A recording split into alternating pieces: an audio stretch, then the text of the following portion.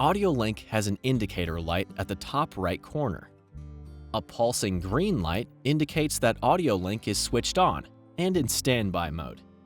A pulsing orange light indicates that AudioLink is switched on and is in standby mode, but that the battery is low and will need charging soon.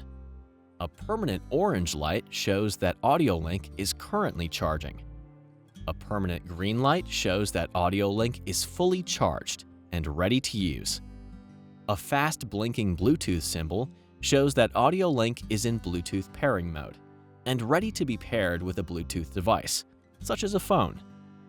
A slow pulsing Bluetooth symbol indicates that AudioLink has an active connection with the Bluetooth device.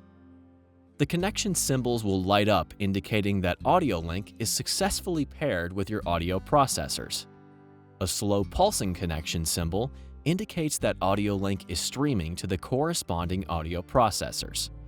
If your audio processor has switched off, for example, due to low battery, a fast pulsing connection symbol on one or both sides will be shown.